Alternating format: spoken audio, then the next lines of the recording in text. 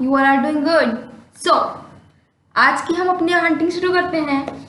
आज का गाइस हमारा आज का टॉपिक है चैनल्स ऑफ डिस्ट्रीब्यूशन। थोड़ा सा लेंथी टॉपिक हमें लगता है लेकिन बहुत इजी है। Trust me, it is very easy. So let's get started. Guys सबसे पहले हम देखते हैं चैनल ऑफ डिस्ट्रीब्यूशन का मीनिंग कि आखिर ये चैनल ऑफ डिस्ट्रीब्यूशन है क्या। ठीक है, तो देख लेते हैं। कह रहे हैं channel of distribution refers to the people और middleman who help in the distribution of goods to the ultimate consumers. Guys topic को शुरू करने से पहले मैं आपको एक ट्रिक बताऊंगी जिससे कि आपको क्या है, जो आपका मैनेजमेंट का चैप्टर है या फिर कह सकते सब्जेक्ट है, वो बहुत ईजी समझ में आ जाएगा। आपको मैनेजमेंट समझने से पहले खुद को ऐसा मान के रखना है कि आप बहुत बड़े बिजनेसमैन हो, एक बहुत बड़ा बिजनेस है जिसके आप ओनर हो। अगर आप ऐसा सोचकर इसको पढ़ोगे तो बाय गॉड आपको अच्छे समझ में आएगा, बहुत अच्छे से समझ में आएगा। इसीलिए आप खुद को ये सपोज करो कि आप एक बहुत बड़े बिजनेसमैन हो, आप पढ़ते हैं। ठीक है, तो अब इसका मीनिंग देख लेते हैं। क्या बोल रहा है कि चैनल ऑफ डिस्ट्रीब्यूशन क्या है? वो सारे पीपल या फिर वो सारे मिडिलमैन जो कि आपके गुड को डिस्ट्रीब्यूट करने में हेल्प करते हैं, वो क्या है? चैनल ऑफ डिस्ट्रीब्यूशन है। अब जैसे कि आपने खुद को मान रखा है कि आप एक बहुत बड़े बिजनेसमैन हो, ठीक है, आपकी कंपनी है, उसने कुछ प्रोडक्ट है उसको प्रोड्यूस किया है, लेकिन गाइस क्या प्रोड्यूस करने से काम चल जाएगा? नहीं चलेगा। अब प्रोडक्शन जो हमारा हो गया है, अब हम क्या चाहते हैं कि जो भी हमने प्रोडक्ट प्रोड्यूस किया है उसको हम मार्केट में सेल करें, जिसके लिए बनाया है उस तक पहुंचाएं। अल्टीमेट कंज्यूमर जो हमारे प्रोडक्ट के हैं उन तक हमारा प्रोडक्ट वहां तक पहुंच जाना चाहिए। अब गाइस प्रॉब्लम यह आती है कि हमने जो गुड अपना प्रोड्यूस किया है वो एक प्लेस पे ही किया है, ठीक है, कोई एक कंट्री में किया है, एक सिटी में किया होगा हमने, लेकिन जो हमारे कंज्यूमर्स है वो ज़रूरी तो नहीं है कि ना कि वो एक जिस प्लेस पे हमने प्रोड्यूस किया है गुड वहीं पर हो। वो हमारे कंज्यूमर्स तो all over the world spread हैं, तो हम उन तक, ठीक है, जो इतने वाइडली हमारे जो कंज्यूमर्स स्प्रेडेड हैं उन तक अपना प्रोडक्ट कैसे पहुंचाएंगे? तो ये जो प्रॉब्लम है इसका सोल्यूशन लेकर आया है हमारा channel of distribution. Channel of distribution करता क्या है? जो हमारे एक जगह पर प्रोडक्ट प्रोड्यूस हो रहे हैं उनको जो हमारे वाइड स्प्रेड लोग जो बिखरे पड़े हैं, कंज्यूमर्स पूरे ऑल ओवर द वर्ल्ड बिखरे हुए हैं, उन तक उस प्रोडक्ट को पहुंचाता है। तो जो भी चीज़, चाहे वो पीपल हो या फिर कोई भी मिडल मैन है जो कि हमारे गुड्स को डिस्ट्रीब्यूट कर रहा है अल्टीमेट कंज्यूमर तक, वो सारे किस में आ जाते हैं? वो सब चैनल ऑफ डिस्ट्रीब्यूशन में आ जाते हैं। Channels of distribution are the firms and individuals who help in transferring the goods from the place of manufacturing to the place of consumption। देखो इसमें क्या कह रहा है कि जो हमारा मैन्युफैक्चरिंग का प्लेस है, ठीक है, जहाँ पर हमारा गुड क्या हुआ है? मैन्युफैक्चर हुआ है, जहाँ पर गुड हमने बनाया है, वहाँ से ले जाकर गुड हमारा कहाँ जा रहा है? कंजम्पशन तक, जहाँ पर उस प्रोडक्ट का यूज होगा, लोग वहाँ पर जहाँ पर कंज्यूम करेंगे, उस प्लेस तक जो हमारा गुड ट्रांसफर हो रहा है, वो ट्रांसफर ही क्या है? चैनल ऑफ डिस्ट्रीब्यूशन है। वो ट्रांसफर जो फर्म्स, जो लोग हमारे गुड को ट्रांसफर कर रहे हैं, जहाँ से हमारा प्रोडक्ट मैन्युफैक्चर हुआ है वहाँ से ले जाकर कंजम्पशन तक, वो ही हमारा क्या है?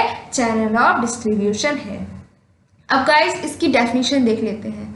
डेफिनेशन क्यों जरूरी है? डेफिनेशन जैसे मैं अपने हर वीडियो में, हर क्लास में बोलती हूँ कि डेफिनेशन क्या है? डेफिनेशन आपके आंसर को आंसर की वैल्यू को इन्हांस करेगा, ठीक है, आंसर की क्वालिटी इंप्रूव करेगा। इसलिए आपको ज़रूरी है कि आप अपने आंसर्स में एक या दो डेफिनेशन ज़रूर कोट करें विद ऑथर्स नेम, ठीक है।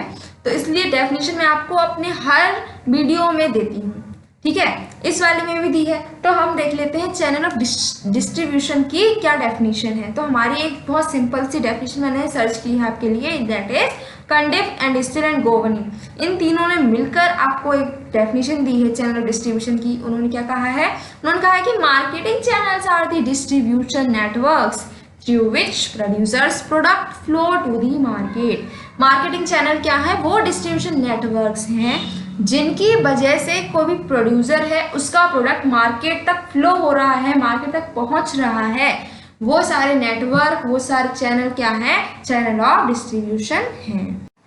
गाइस हमारी नेक्स्ट स्लाइड बता रही है कि हमारा चैनल ऑफ डिस्ट्रीब्यूशन है उसके क्या ऑब्जेक्टिव्स हैं, ठीक है, कौन से ऐसे मोटोज हैं जिनको लेकर हम क्या कर रहे हैं, चैनल ऑफ डिस्ट्रीब्यूशन कर रहे हैं। चैनल ऑफ डिस्ट्रीब्यूशन का क्या उद्देश्य है, क्या ऑब्जेक्टिव है, इसमें हम ये देख लेंगे, ठीक है। तो इसके अगर हम ब्रॉडली बात करें तो इसके सिर्फ 4 ही ऑब्जेक्टिव्स हमने यहाँ पर दिए हैं।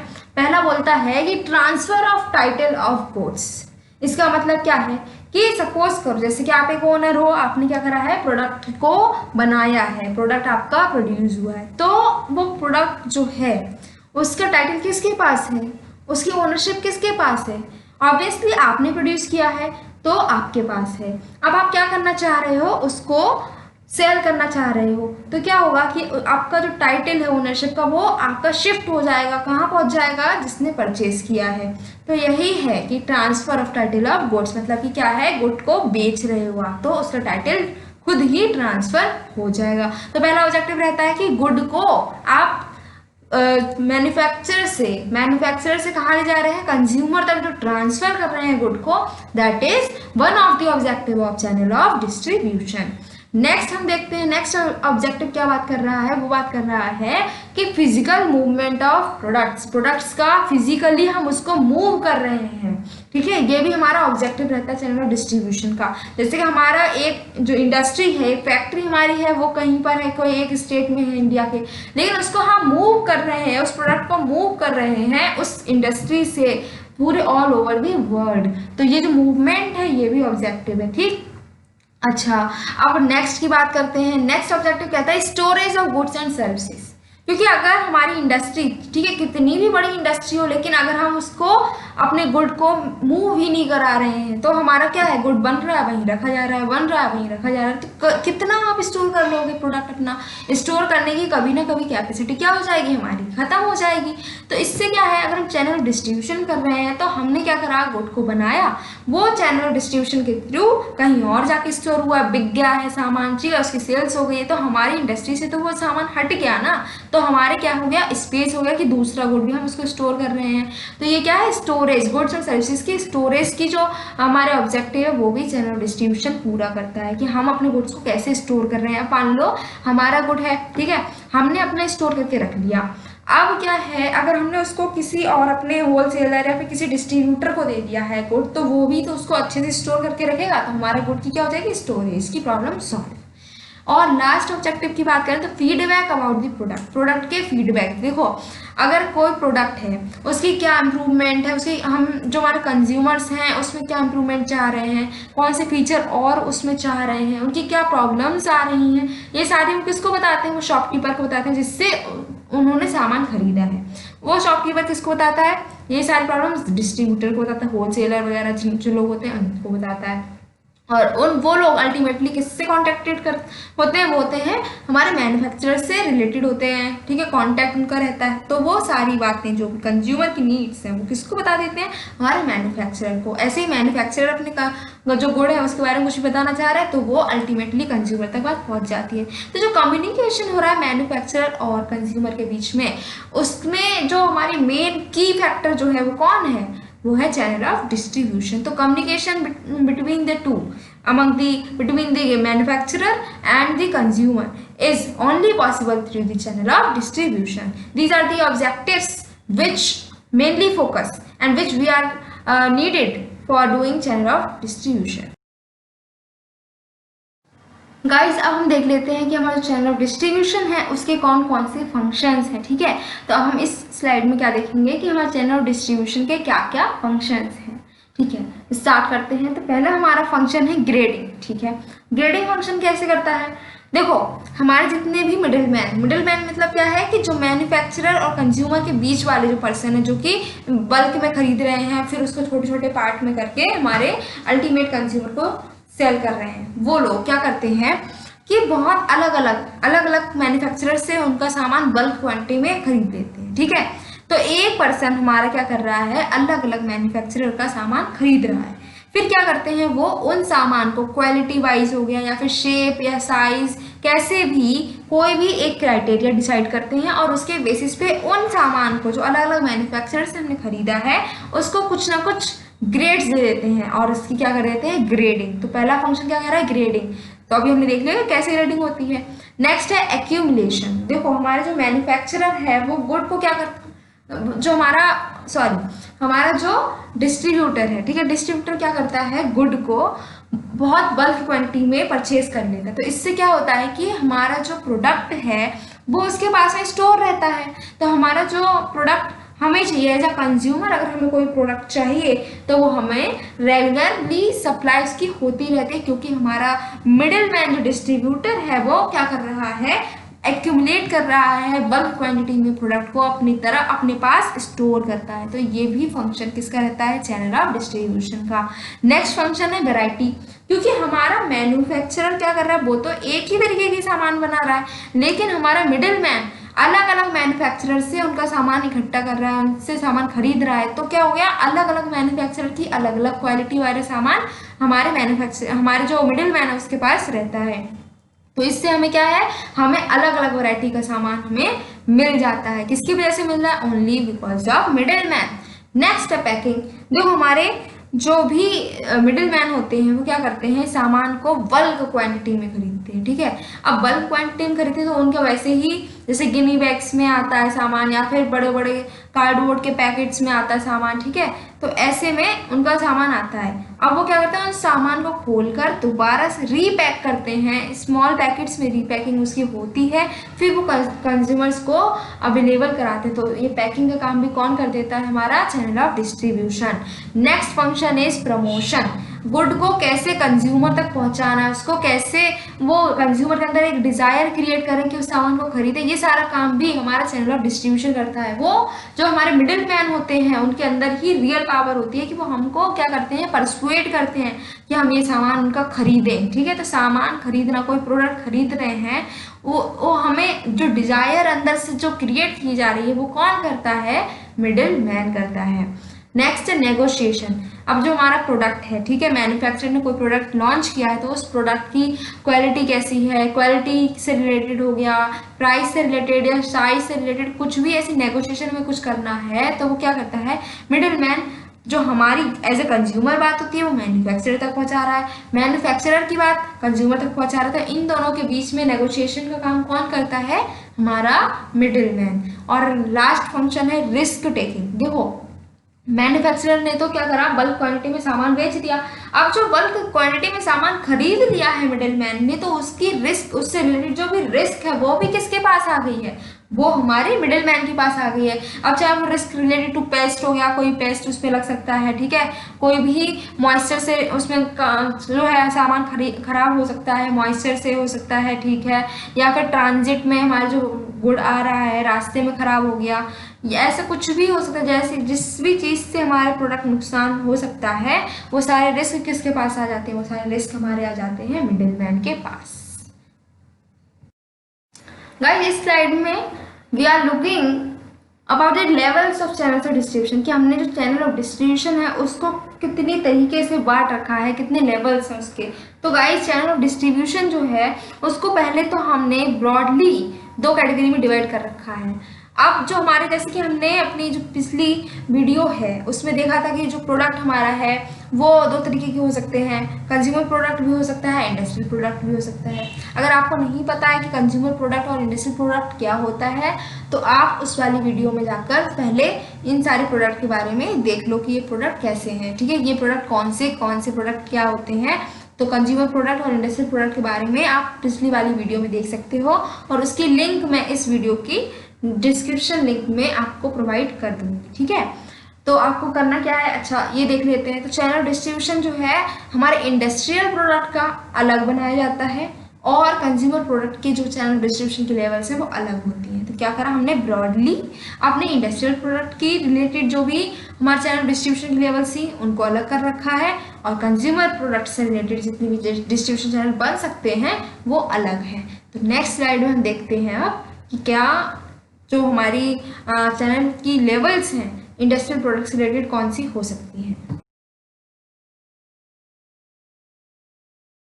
सो गाइस अब देख लेते हैं कि इंडस्ट्रियल प्रोडक्ट से रिलेटेड कौन सी हमारे चैनल डिस्ट्रीब्यूशन की लेवल्स हो सकती हैं। तो गाइस इसमें 4 लेवल्स हो सकती हैं। पहले देखते हैं डायरेक्ट चैनल, ठीक है। डायरेक्ट चैनल में क्या करते हैं, अगर मैन्युफैक्चरर को लगता है कि कोई उसका ऐसा प्रोडक्ट है जो कि वो अल्टीमेटली इंडस्ट्रियल यूजर तक खुद ही पहुंचा देगा, तो वो क्या करता है, वो किसी भी इंटरमीडिएरी को बीच में नहीं लाता, किसी को और अपनी जो लेवल है उसमें ऐड नहीं करता है। डायरेक्ट क्या करता है, अपने प्रोडक्ट को जो अल्टीमेट हमारे यूजर्स हैं, इंडस्ट्रियल यूजर्स हैं, उन तक पहुंचा देता है। तो अगर वो बीच में कोई भी इंटरमीडिएरी यूज नहीं करता है तो इस चैनल को हम क्या कह सकते हैं, डायरेक्ट चैनल कह सकते हैं। अब अगर सिचुएशन ये आ गई है कि वो नहीं अकेले कर पा रहा है, उसको लग रहा है कि जो बीच में किसी को हम यूज़ कर रहे हैं, किसी इंटरमीडिएरी को ले लेते हैं बीच में, हम डायरेक्टली इतना नहीं कर पा रहे, अफोर्ड नहीं कर सकते हैं कि डायरेक्टली हम जाकर सारे इंडस्ट्रियल यूजर्स तक पहुंचाएं अपना सामान, तो अपने प्रोडक्ट को नहीं पहुंचा पाते हैं, तो क्या करते हैं, वो एजेंट्स जो हैं, एजेंट्स की हेल्प लेकर भी क्या कर सकते हैं, इंडस्ट्रियल यूजर तक अपनी जो प्रोडक्ट है उसको पहुंचाते हैं। तो अगर हमारे प्रोड्यूसर एजेंट्स की हेल्प से इंडस्ट्रियल यूजर्स तक अपना प्रोडक्ट पहुंचाते हैं, तो ये लेवल जो है, ये सेकंड लेवल होती है। इसमें क्या होता है, एजेंट्स को हम यूज करते हैं।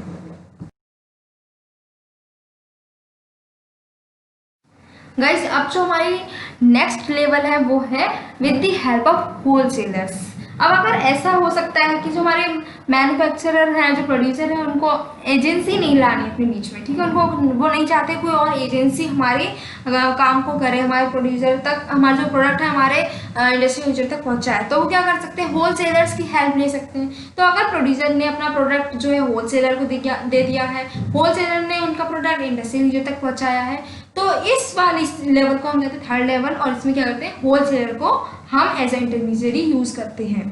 नेक्स्ट लेवल जो है वो है, उसमें हम क्या कर रहे हैं कि अगर हमारी जो प्रोडक्ट है उसकी जो डिमांड है बहुत ज़्यादा हाई है और वैरायटी, मतलब लोग जो है वो वाइड स्प्रेड फैले पड़े हैं पूरी ऑल ओवर दी वर्ल्ड, और हम अकेले नहीं पहुंचा सकते अपना सारा सामान उन तक, ठीक है। तो हम क्या कर सकते हैं कि हम होलसेलर्स को तो यूज़ कर ही सकते हैं इंटरमीडिएरी की तरह, साथ ही साथ एजेंसीज को भी स्टैब्लिश कर सकते हैं, एजेंट्स का भी हम उसमें हेल्प ले सकते हैं। तो अगर हमने क्या करा है, अपनी जो चैनल ऑफ डिस्ट्रीब्यूशन में होलसेलर्स को और एजेंट्स दोनों को ही इंटरमीडिएट की तरह यूज किया है, तो इस लेवल को हम फोर्थ लेवल कहेंगे, और इसमें हम होलसेलर्स और एजेंसी दोनों को ही यूज करेंगे। इसमें क्या होता है कि प्रोड्यूसर अपना प्रोडक्ट जो है बल्क क्वांटिटी में पहले होलसेलर को देता है, होलसेलर उस प्रोडक्ट को एजेंसी में देता है, एजेंट्स को देता है, और एजेंट्स अल्टीमेटली इंडस्ट्रियल यूजर तक वो प्रोडक्ट पहुंचाते हैं।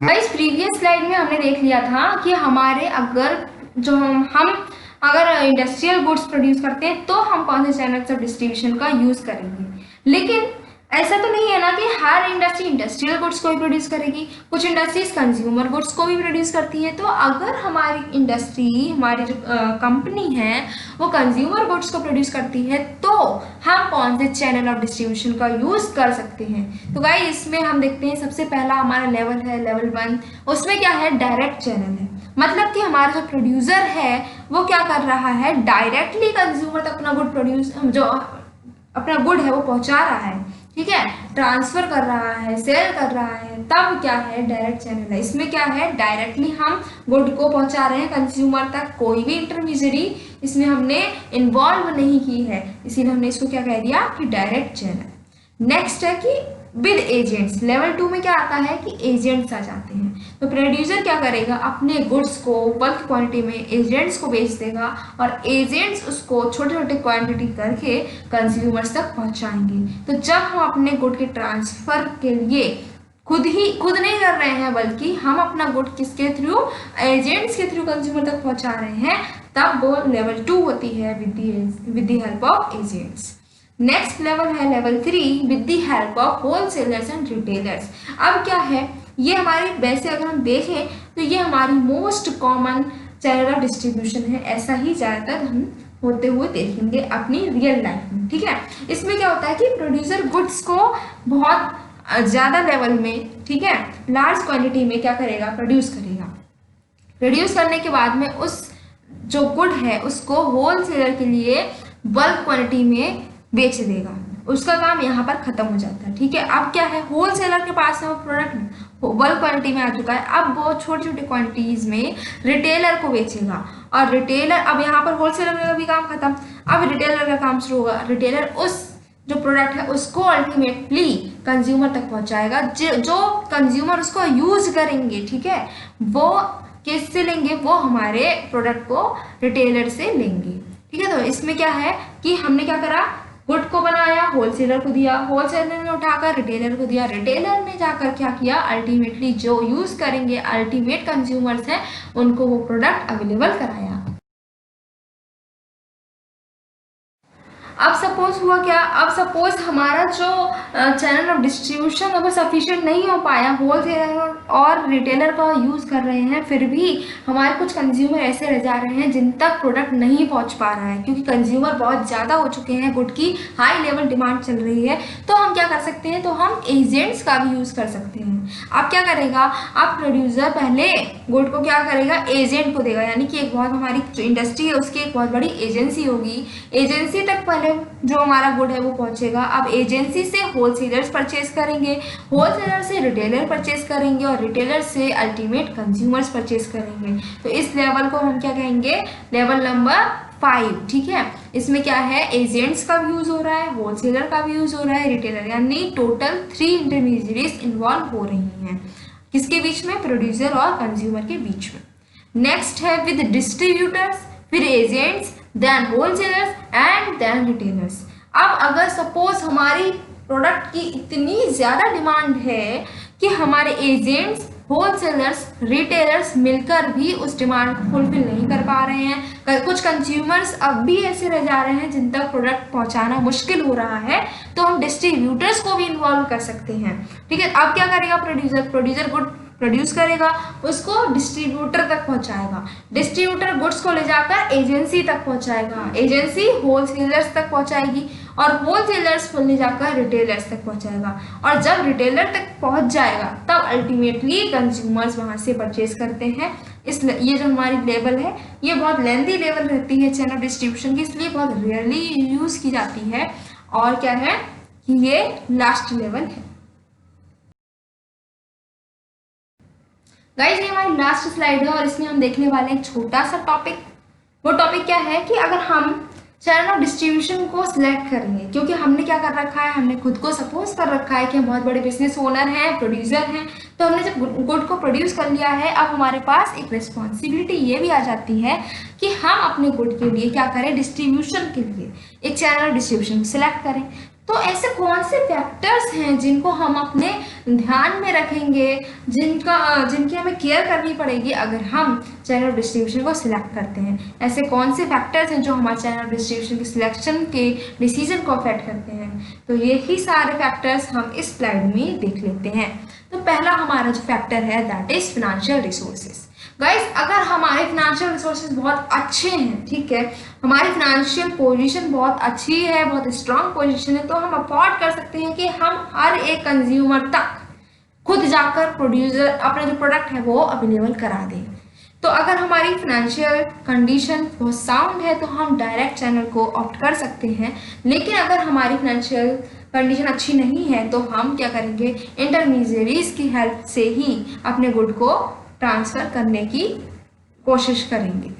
नेक्स्ट है गुडविल। ठीक है, गुडविल में क्या है कि अगर हमारी जो लोग हैं, लोगों की नज़रों में हमारी इमेज बहुत अच्छी है, ठीक है, तो हम क्या कर सकते हैं, अपने गुड को किसी भी चैनल ऑफ डिस्ट्रीब्यूशन से क्या कर सकते हैं, सिलेक्ट कर सकते हैं। कोई भी चैनल ऑफ डिस्ट्रीब्यूशन हम सिलेक्ट कर सकते हैं और किसी भी चैनल ऑफ डिस्ट्रीब्यूशन से अपने गुड को क्या कर सकते हैं, कंज्यूमर तक पहुंचा सकते हैं, क्योंकि हर तरीके का हर कोई जो भी हमारा इंटरमीडियरी है वो हमारे गुड को कंज्यूमर तक पहुंचाने का डिजायरेबल होगा, मतलब उसको वो हमारे गुड को पहुंचाना चाहेगा। ठीक है, उसके अंदर एक ही डिजायर होगी कि वो हमारी कंपनी के गुड्स को अपने थ्रू कंज्यूमर तक पहुंचाए। तो हमें ये सोचना नहीं पड़ेगा कि होलसेलर्स हमारे गुड्स को परचेज करेंगे या नहीं करेंगे, कि रिटेलर्स हमारे गुड्स को परचेज करेंगे या नहीं करेंगे, चाहे फिर वो होलसेलर हुआ, एजेंट हुआ, डिस्ट्रीब्यूटर हुआ, कोई भी हुआ, अगर हमारी गुडविल अच्छी है तो हर कोई हमारे गुड को कंज्यूमर तक पहुंचाना चाहेगा ही चाहेगा। ठीक है, तो ये फैक्टर भी बहुत अफेक्ट करता है। नेक्स्ट है पेरिशेबिलिटी।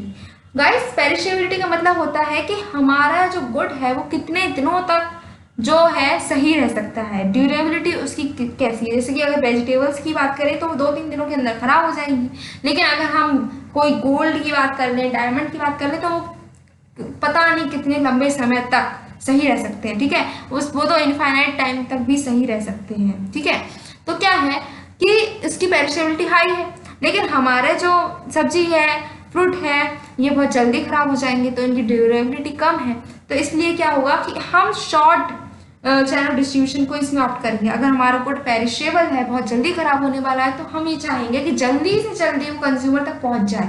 ठीक है, तो हमारे जो चैनल डिस्ट्रीब्यूशन वो क्या रहेगा, शॉर्ट रहेगा। बहुत में बहुत 1-2 इंटरमीडिएरीज घुस सकती हैं, उससे ज़्यादा हम किसी को अपनी चैनल डिस्ट्रीब्यूशन में नहीं इन्वॉल्व करेंगे।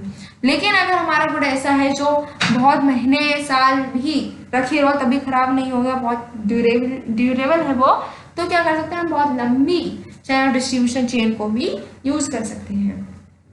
नेक्स्ट है प्राइस। गाइस, अगर हमारा कोई भी प्रोडक्ट ऐसा है जिसकी प्राइस बहुत ज़्यादा है, ठीक है, बहुत महंगा प्रोडक्ट है, तो हम क्या करते हैं, हम कोशिश तो यही करते हैं कि हम डायरेक्टली ही कंज्यूमर तक पहुंचाएं। लेकिन अगर ऐसा पॉसिबल नहीं भी हो पाता है, तो हमारी पूरी कोशिश फिर यही रहेगी कि हमारा जो प्रोडक्ट है वो उसकी चैनल डिस्ट्रीब्यूशन शॉर्ट हो, क्योंकि ज़्यादा लोग उसको हैंडल करेंगे तो हो सकता है कि उसमें क्या हो, उसमें लोग मिलावट कर सकते हैं, हो सकता है वो चोरी हो जाए या उसकी क्वालिटी डिग्रेड हो जाए। तो क्या है, प्राइस अगर ज़्यादा कॉस्टली सामान है तो उसकी चैनल डिस्ट्रीब्यूशन बहुत शॉर्ट होता है। नेक्स्ट है नंबर ऑफ कंज्यूमर्स। गाइस, अगर नंबर ऑफ कंज्यूमर जो है, हमारे जो प्रोडक्ट है उसके कंज्यूमर्स बहुत ज़्यादा हैं, तो इतने ज़्यादा कंज्यूमर्स तक ये पॉसिबल नहीं है कि हम अकेले ही अपना प्रोडक्ट जो है पहुंचा पाएँ। ठीक है, हम खुद नहीं पहुंचा सकते डायरेक्टली सारे कंज्यूमर्स तक, तो हमें ज़रूरत होती है कि हमारे जो चैनल डिस्ट्रीब्यूशन है उसकी चेन लंबी हो। ठीक है, तो अगर हमारे कंज्यूमर जितने ज़्यादा कंज्यूमर्स होंगे उतनी ही हमारी चेन लंबी होती चली जाएगी, क्योंकि ज़्यादा से ज़्यादा कंज्यूमर है तो उसको ज़्यादा उसकी क्वालिटी में सेल होगी, तो इसलिए हमें क्या करना पड़ता है कि लंबी चेन करनी पड़ती है।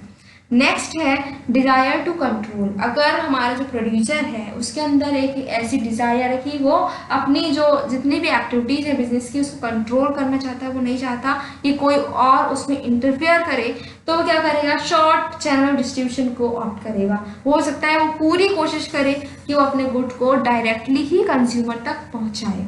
ठीक है, तो डिज़ायर टू कंट्रोल भी बहुत बड़ा